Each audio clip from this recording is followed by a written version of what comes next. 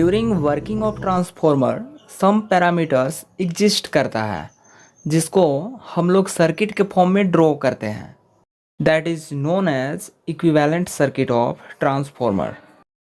कोई device various condition में किस तरह से ऑपरेट होगा उसके बिहेवियर को जानने के लिए इक्विवेलेंट सर्किट ड्रॉ करते हैं। Actually transformer is not a circuit, it is physically a static device. Here, circuit representation के हेल्प से ट्रांसफॉर्मर के परफॉर्मेंस को समझेंगे।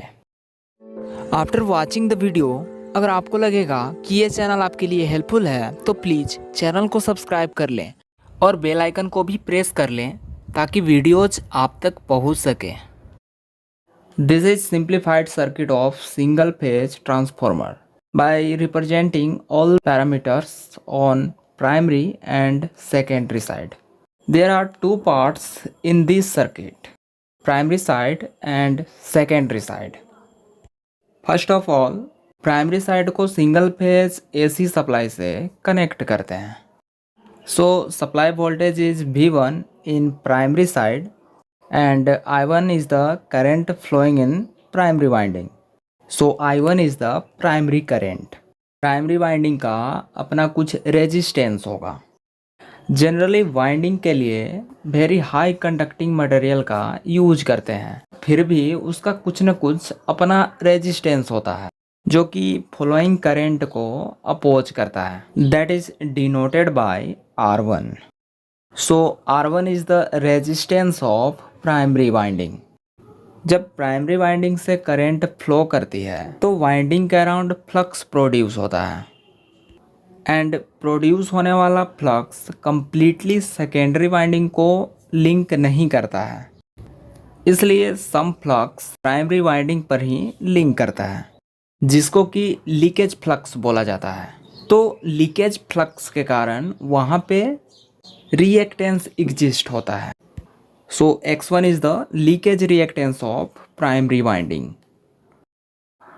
यहाँ पे जो करंट I1 है वो दो कंपोनेंट में स्प्लिट होगा, I0 एंड I1 डैश। जो करंट I1 डैश है वो प्राइमरी वाइंडिंग में फ्लो करेगी and I0 is the no load current जिसका वेक्टर सम होगा I0 प्लस I1 डैश। यहाँ पर हम लोग समझेंगे नो लोड करेंट क्या होता है। ट्रांसफॉर्मर आइदर लोड से कनेक्ट हो या फिर ना हो, फिर भी प्राइमरी साइड में कुछ करंट फ्लो करती है क्योंकि वो AC सप्लाई से इनर्जाइज रहती है। So I0 is no load current of primary winding. यहाँ पर I0 का भी अपना दो कंपोनेंट होगा, that is IC and IM, where IM is the magnetising current जो कि कोर को मैग्नेटाइज करने के लिए यूटिलाइज होगा एंड मैग्नेटाइजिंग करंट IM का अपना रिएक्टेंस भी होगा। So XM is the magnetising reactance of magnetising current IM। जब कोर मैग्नेटाइज होगा तो वहाँ पे कोर लॉस भी होगा, that is denoted by IC and it is second component of no load current. And core loss हो रहा है तो लॉस को ऑलवेज रेजिस्टेंस से शो करते हैं। So RC is the core loss resistance. तो यहाँ पे नो लोड करेंट का एक पैरेलल ब्रांच है where two component of no load current that is IC and IM।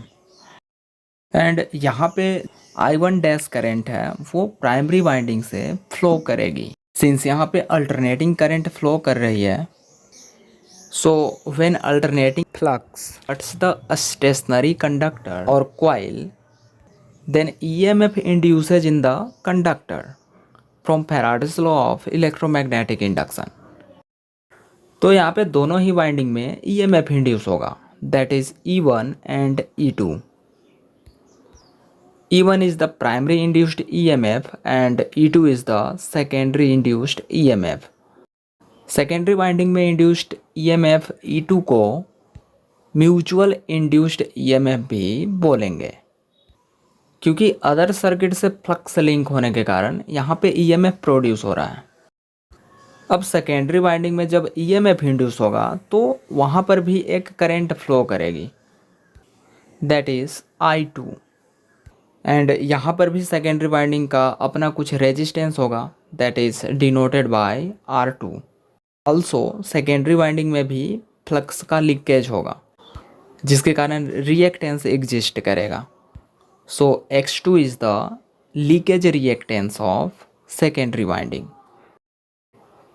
Current I2 load के क्रॉस फ्लो करेगी एंड वहाँ से वोल्टेज V2 मिलेगा। अब दोनों सर्किट में KVL यूज करेंगे तो दो इक्वेशन ऑब्टेन होगा।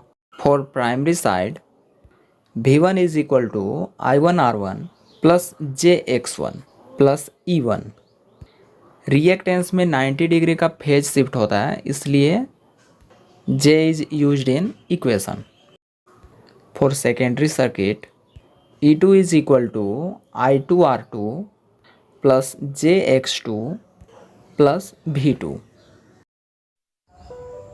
तो इस तरह से कोई भी टॉपिक को अगर आप इजी वे में समझना चाहते हैं तो चैनल को सब्सक्राइब कर लें और बेल आइकन को भी प्रेस कर लें ताकि वीडियोज आप तक पहुंच सके।